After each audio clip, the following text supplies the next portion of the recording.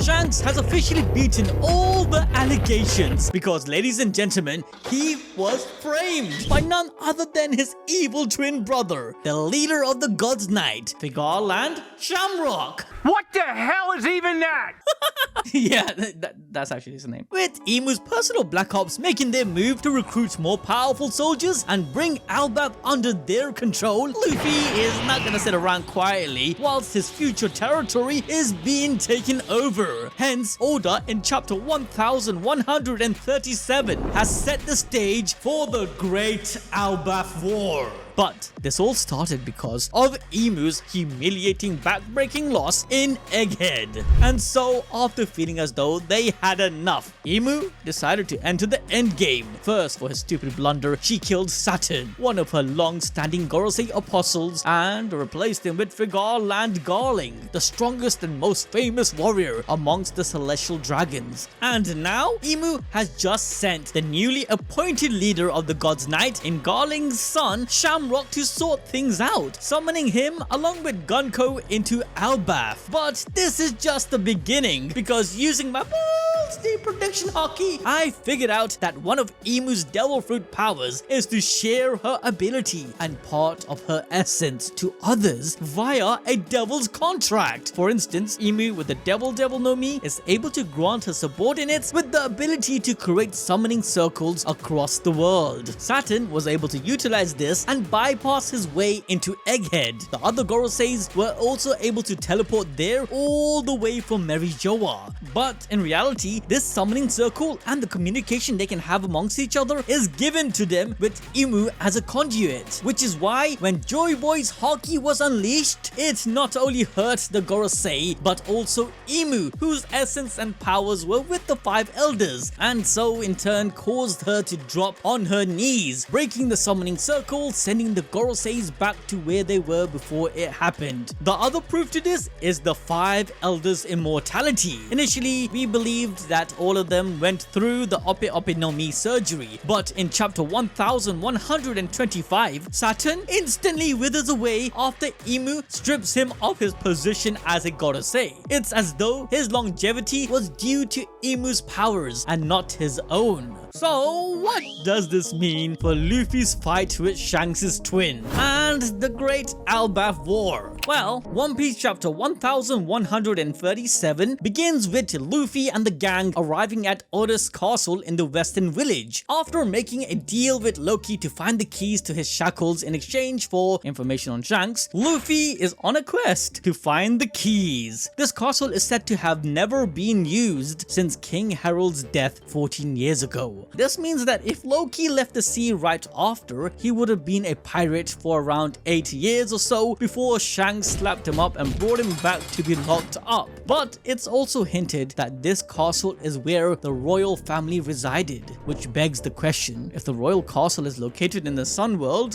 what the hell exists in the heavens? Maybe another palace with connections to the ancient kingdom of Joy Boy's time. Regardless, what makes things suspicious is that the castle door is damaged and the guards are missing. But as Zoro notices, what makes things even more weird is that it was broken from the inside, which as we know is the work of the God's Knight. But this begs the question, why did they summon in this castle and not elsewhere in the kingdom? A theory I have is that this ability only works in a place where they or Imu recognizes or have been in, meaning this castle has a lot of history. But one which Rodo goes into is that of the fierce battle which took place many years ago, resulting in King Harald's death. Yep, his murder happened right here in this very castle. When the gang enters, things start to make even more sense as they arrive at a literal giant's graveyard. And all of this was because of Loki. His insane power and likely big brain tactics allowed him to kill over 100 plus giants, where in the end only Harald survived. though he was still left with a lifelong sword in his head. But the whole castle looks torn apart, with rubbles, corpses and swords laying to waste. Rodo literally states that Loki being a monster and King Harald, known as a great warrior, meant that the moment the battle took place, the fate of the castle had been decided. However, at this point, things get even more interesting as Oda Lord dumps us with some big revelation. As amongst the pile of giant skeleton, Luffy notices that some had horns on their head, similar to oars. Remember, unlike the other Straw Hats, Luffy witnessed two different oars in action, so him noticing it makes a lot of sense. Regardless, this is when Road reveals that amongst them, there are some who inherited the blood of the ancient giant race. Unfortunately, pure-blooded members of this tribe went extinct. The Skull Dome in Onigashima likely belonged to this race, showcasing the huge difference in size compared to the regular giants, or those who inherited some of their blood, where currently we have already seen a few, from Loki to Yarul. The most pure-blooded one was likely Oz Jr., who was the direct descendant of Oz himself, and considering his color was not that of a human, it's possible that he maintained a lot of his ancient blood. There are also some indications of some giants with smaller horns, i.e. Goldberg and Broggy. Likely the size of their horns determine how much ancient blood they have. Oh,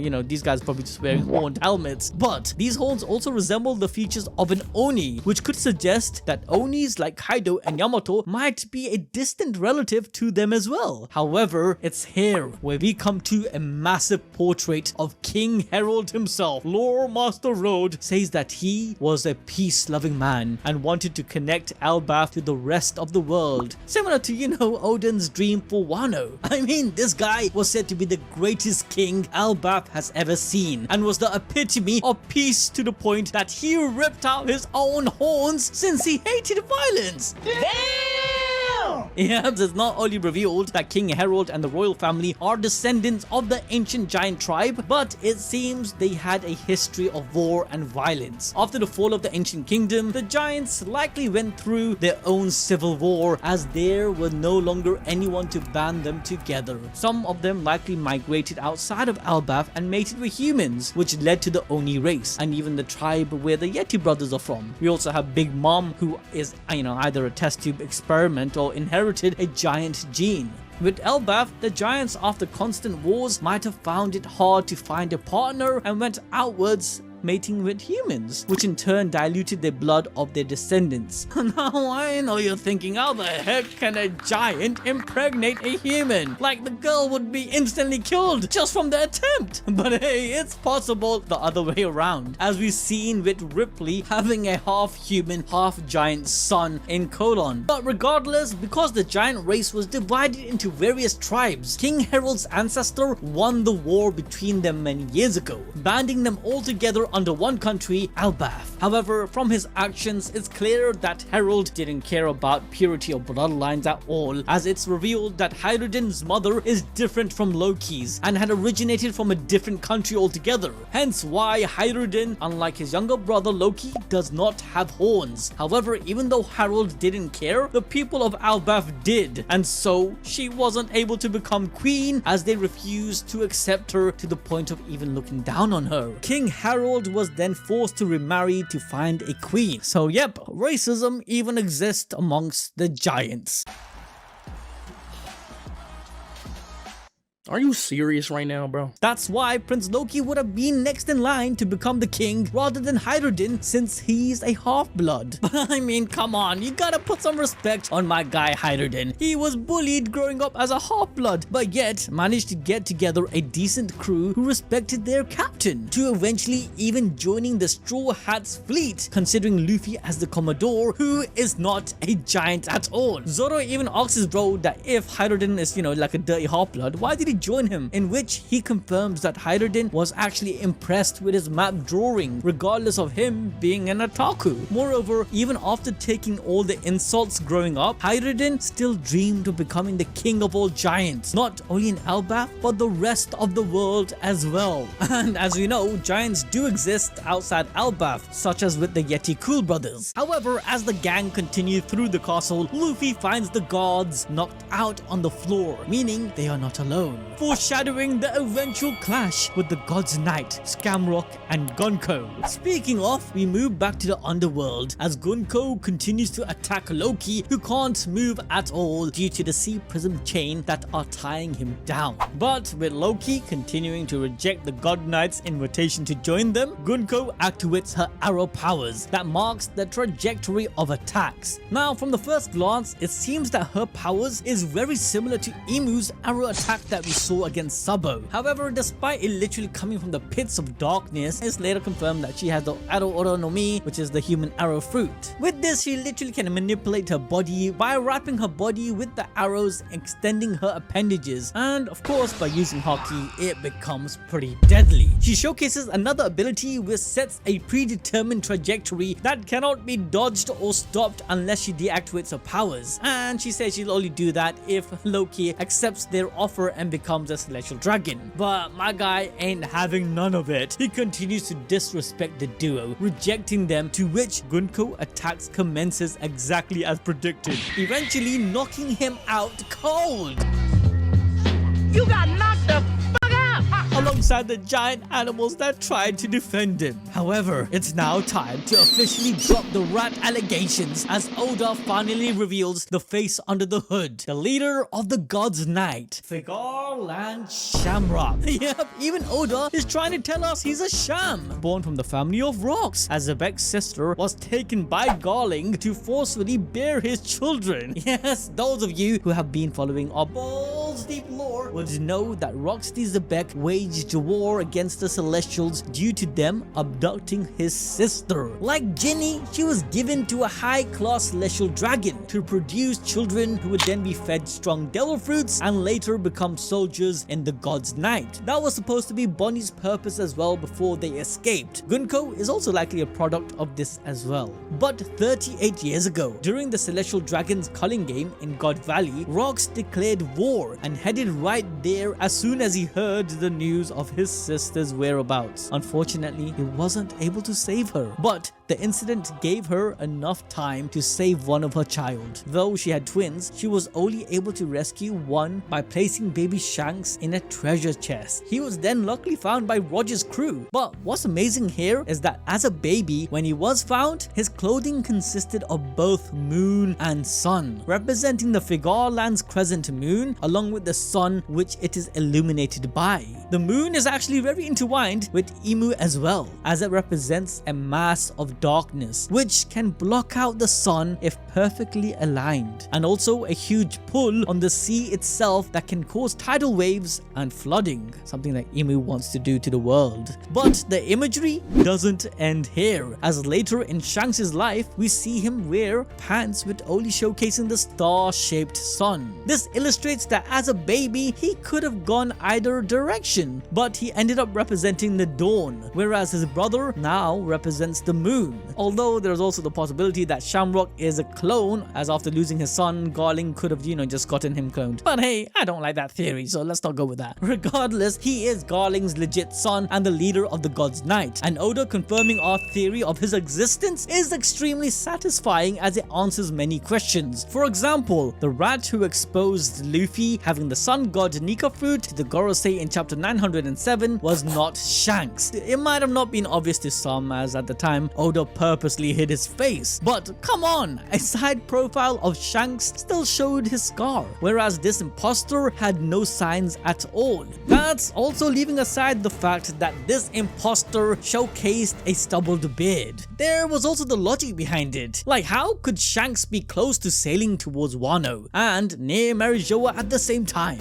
And most importantly, the coincidence behind the Gorosei finding out Luffy has the Nika fruit right after their meeting meant states that this man wanted him dead. Why? Well, only because of this newfound knowledge did the Gorosei order a hit on Luffy's life. This assassination was so important that the CP0 sacrificed his own life. So there was no way Shanks would have done this to Luffy. Regardless, Shamrock over here is hella pissed since things didn't go according to plan, and we get to see his attitude towards the situation, calling everyone useless. Typical from a spoiled celestial dragon. However, their end goal is revealed. The reason they wanted Loki to join the God's Knight is so that they can get Elbaf under the control of the world government. If the next king of Elbaf was under their beck and call, the world government would have one of the strongest nations in the world by their side. However, Loki ain't a punk and likely hates the celestial dragon due to what they did to his online Pookie. Remember guys, he was on call counseling a woman who went through some heavy trauma. But all of this sets the plane to Luffy and the gang intervening to save Loki. As remember earlier, he planned to exchange the keys to his chains for information on Shanks. Luffy's partnership with Loki will play an important role for the story, as rather than Shanks, the true protector of Elbaf has to be the sun god Nika, meaning Luffy will take it under his territory. Once freed, Loki will likely redeem himself, either dying in battle or accepted by the others, with Luffy being the mediator.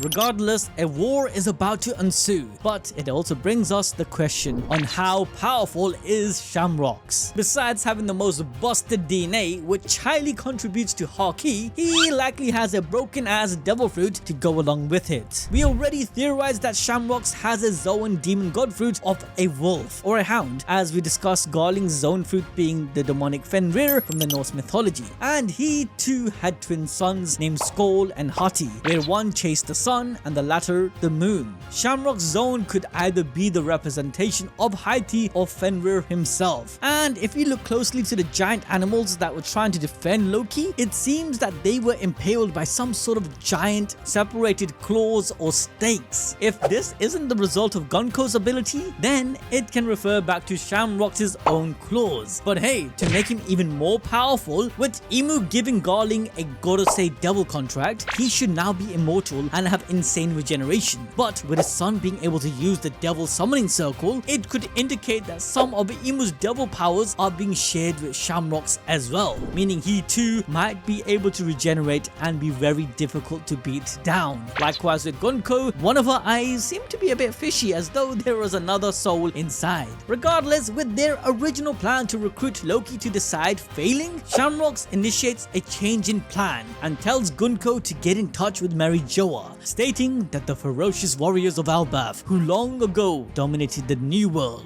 will be definitely placed under the command of the world government. Now this is huge because it showcases that the God's Knights, along with some of the Celestials, knows about the ancient past of the world, how it was once destroyed and remade anew, and it foreshadows the war that will happen for sure, where the Straw Hats might not be enough. Scupper Gapan is needed, and it also makes me think that the Grand Fleet might be close nearby. Let me know what you guys think in the comment section below, but if you guys want to watch more Peak Fiction, then make sure to watch this video next.